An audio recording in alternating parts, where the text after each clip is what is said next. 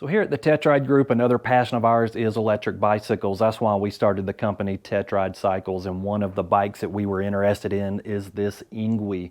And we're going to review this bike today. We're going to assemble it, we're going to test it, and we're going to compare it. We're going to compare it to the Electric XP 2.0 because this is also a fat tire 20-inch bike that is foldable. It kind of uses the same frame design as electrics, except this has a lot more options. This is a lot of features packed into this bike at another, what I think is a very affordable price. So let's go ahead and get this box opened up, see what's inside, get it put together, and get to testing. So while we're pulling the bike out of the box, one thing I want to mention is that I paid full price for this. This was not sent to me, and this is not a paid review. I did a lot of research on these foldable e-bikes, and I wanted an upgrade from one of my previous bikes, and it looked like this had all the features that I was looking for, so I'm pretty excited to get this put together and test it out. So now that we got out of the box, let's take a look at what we found inside the box. Of course, it doesn't look like there's a lot of items here, so it should be a fairly easy assembly. First, we have the handlebar riser assembly here, seat post, set of pedals, the charger. Got a neat little tool kit that came with the bike. As neat as that can be, I guess. A little reflector, washers for the pedals. This is our front fender we're going to have to install, and of course our front tire. We got the keys for the bike, and that goes underneath here to the battery, right under here. And of course we got the instruction manual that came with it. So that's everything inside the box. Now let's just see how long it's going to take us to assemble it.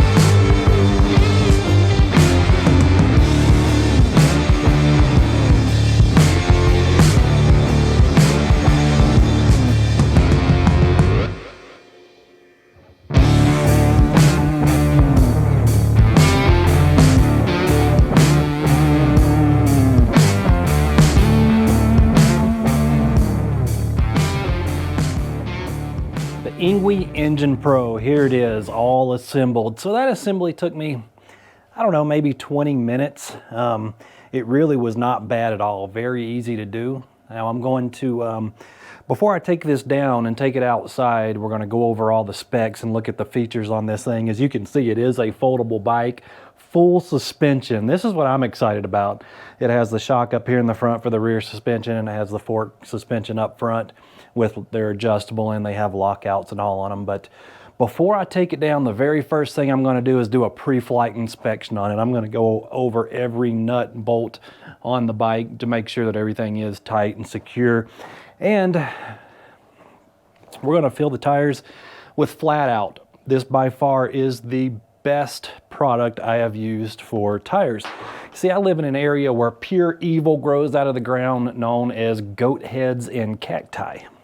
Anything with tires on it will go flat if you try to ride off-road. And I've used other products. I've used the slimes and this and that, and flat out by far is the best product to use on your bike. So I'm going to go ahead and get the tires filled up, do the pre-flight inspection, and we're going to take it down and check out all the features and benefits of this Engwe Engine Pro. All right, now we can talk some specs on this Engwe Engine Pro. This thing is really fun. I just took a quick drive, to get down here so we could just go over this. But let's just go straight to the power system, because that's what everyone wants to know.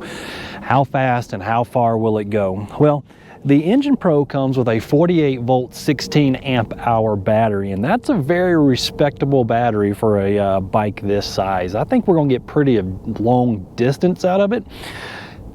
How far an electric bike will go is kind of subjective. It really all depends on the weight of the rider, the style of riding, and all. So one thing that I can say about distance is most of the e-bikes that I have and I have ridden, I've never killed a battery. Now that's me personally, and I think the average person on just regular rides and commuting or whatever is going to have a hard time killing a battery. We're talking 40, 50, 60 miles probably on this battery, so distance doesn't really concern me. However, powering this is a 750 watt hub motor. We got the hub motor here in the rear, and that will peak at 1,000 watts. I mean, this thing has got some power. Most bikes this size, we're kind of used to seeing like a 500 watt in there, and 500 watt will do the job, but it's just, there's no thrills, with 500 watts. It gets the job done, but it's just not real exciting. This 750 watt motor is pretty exciting, and we'll get more into that in just a little bit. To stop this bike, we do have disc brakes on the front and rear, and these are hydraulic Logan disc brakes. So we have hydraulic front and rear brakes. So that is definitely a nice addition to this bike. Look at this nice heavy duty rear rack here.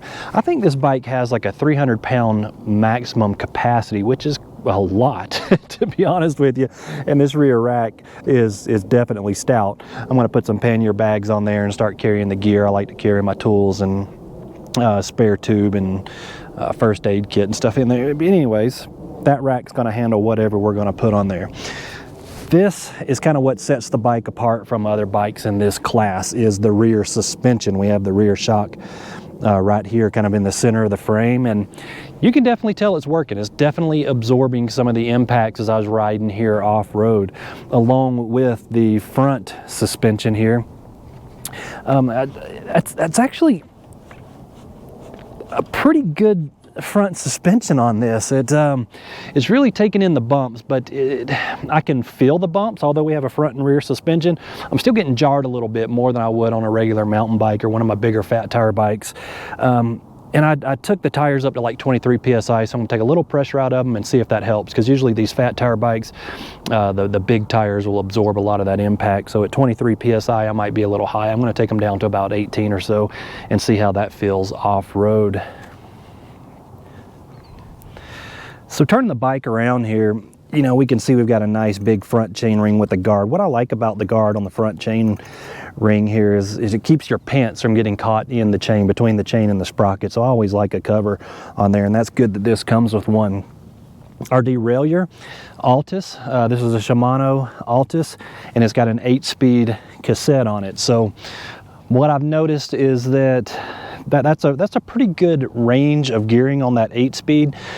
Just on the way over here, I actually got this up to like 27, 28 miles an hour in sport mode. We've got 3 modes, but I could pedal about 26 miles per hour without feel like I'm pedaling air. You can only get so much speed with that sprocket with the gearing, and you're just not helping anymore. The pedal assist just isn't helping you. You're just pedaling air.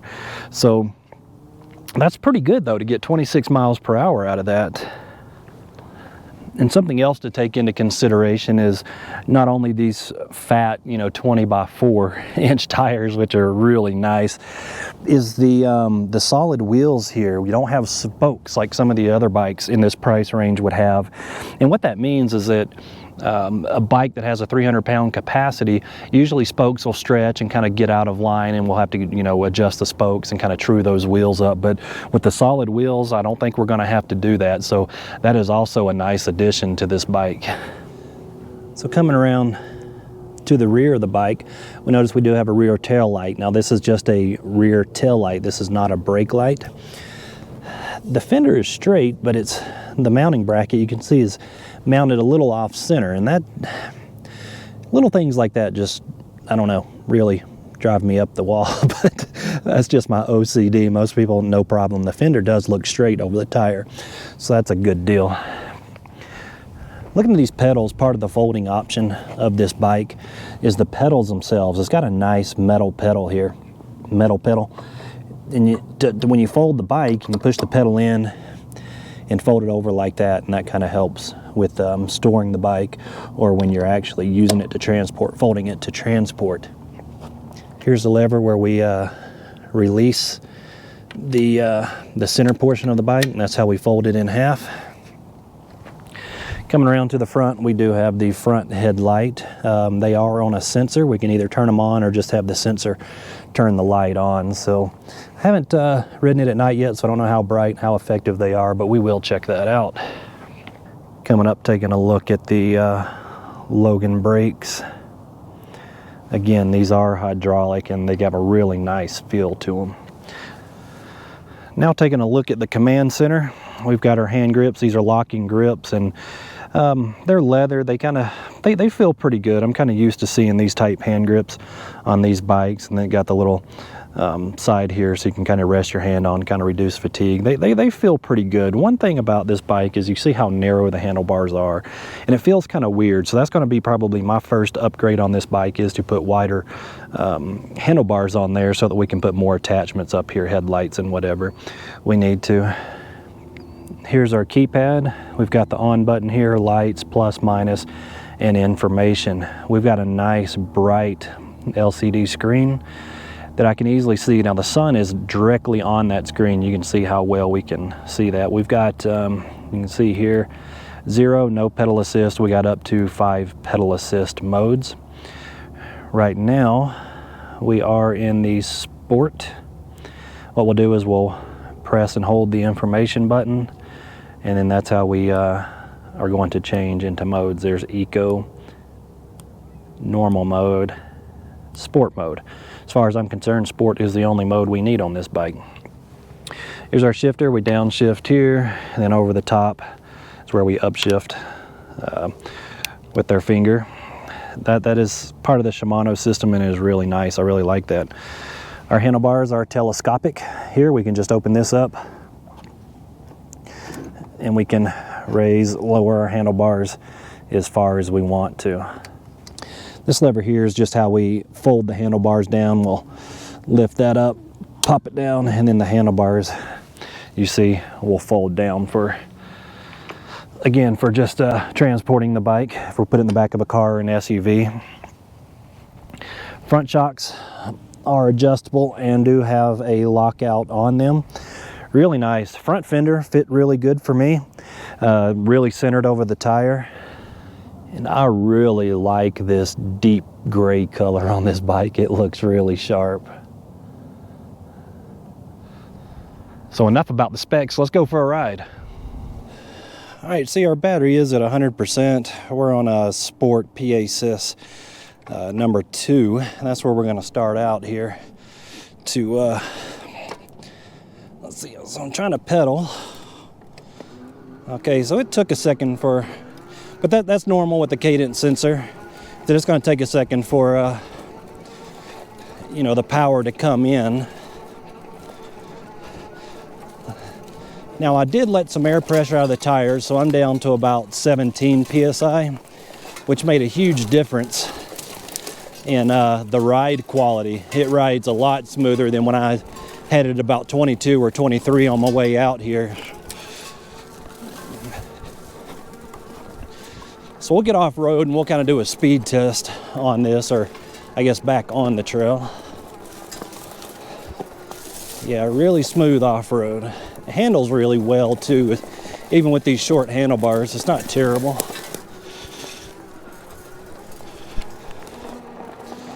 You can see it's got a nice little watt meter down here on the bottom. So right now I'm using, what, 200 watts or so. 10 miles an hour, pedal assist too. All right, so first thing I want to do is a throttle only test. So no pedal. Let's go ahead and go full throttle. Let's turn it up to PA5, I guess, to get full power. Okay, there we go. Not bad. Not bad at all. Not pedaling. So decent amount of pickup. I'm a bigger guy too. I'm 6'1", 220 pounds, so it's going to take a second to get up to speed. All right, so we really got a good wind coming into us. We just hit 28 miles per hour, so 29, okay. 28, so I think it's a steady 27, 28 miles an hour, throttle only. Uh-oh, 30. I just saw 30 when I got out of the wind.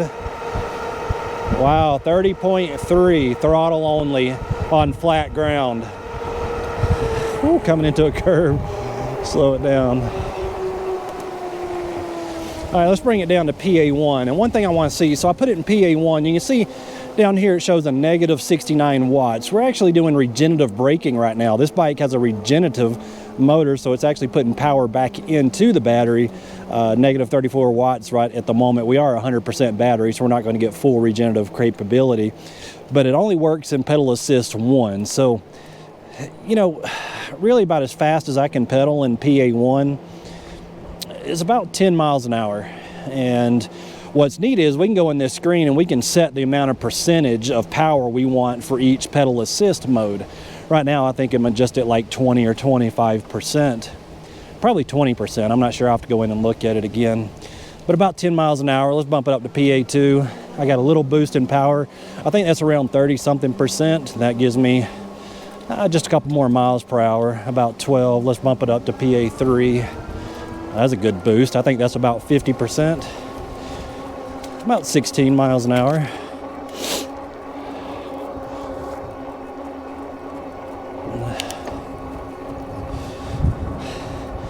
And that's about as fast as I can pedal. Let's see. All right, I'm in, shifted all the way up to gear number 8. So pedaling about 17 in PA3. Let's go to 4.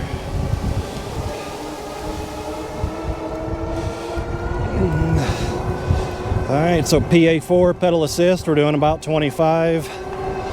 And that's really about as fast as my legs can pedal assist, you know, give any type of help to the motor. So that's about as fast as I'm really going to be able to go pedal assisting without throttle. Let's just bump it up to PA5 and see what we can do here.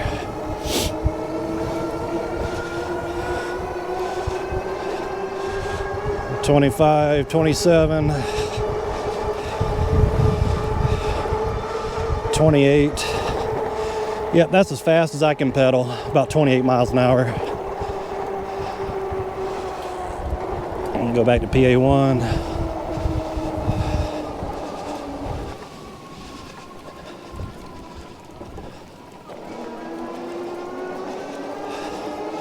Back up to PA5.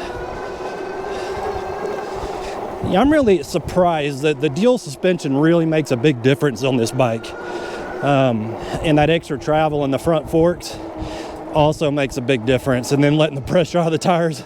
Everything about, you know, a fat tire, full suspension on a small foldable e-bike. The suspension on this is actually pretty impressive. The power comes in as I start to pedal with the cadence sensor. The power comes in really slow, kind of nice and smooth.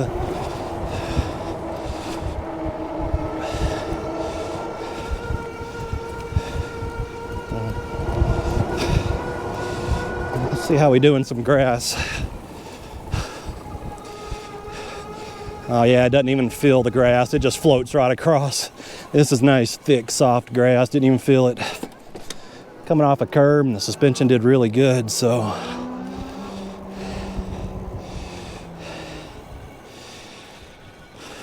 So I'm really impressed. At $1,500, this bike packs a lot of features, like the 750 watt motor that peaks at over 1,000 watts that also has regenerative braking. It's got this nice heavy duty rear rack. This bike has a total capacity of 300 pounds, so we could put quite a bit of weight back here on this back rack.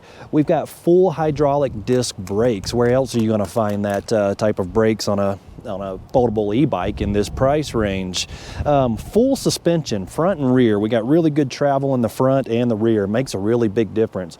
Got the solid wheels, so we don't have to worry about them, the spokes stretching like some of the cheaper e-bikes. It's going to have spoked wheels on them. We got the true 4-inch fat tires. You know, I mean, not everybody's a big fan of the 4-inch fat tires, but it makes a big difference from someone who's a bigger guy like me who likes to go off-road in the soft grass and the sand and take it camping, and to be able to go off-road, the 4-inch tires makes a big difference. And it does make a big difference in the ride quality as well. I know it doesn't sound like between a 3 and a 4-inch tire, but yeah, it does make a big difference. Got the 16.5 amp hour battery in it. You know, that is really a decent size battery for this size bike. Full color display. I really like that. You can really see it in the sun. The control switches here, really soft. They feel really good. Good tactile clicks to them. It feels really good. Got the front and rear headlight that runs off the main battery control system that's auto sensing. It's got a lot of features in it for that price range. Yes, there are cheaper bikes in this price, or in this style, I guess, the foldable e-bikes, and those other companies have amazing ad campaigns, where they send all these bikes out to influencers and stuff, and they tell you all about them, and they're telling you about the features of the bike. And don't get me wrong, they're nicer bikes, but they don't have all the features of this for just a little bit more money. So this is definitely something that you might want to take into consideration if you're looking for one of these foldable e-bikes, especially if you're taking it camping and off-roading. This full suspension bike is probably something to definitely take a look at. So any questions, please let me know, and thanks for watching.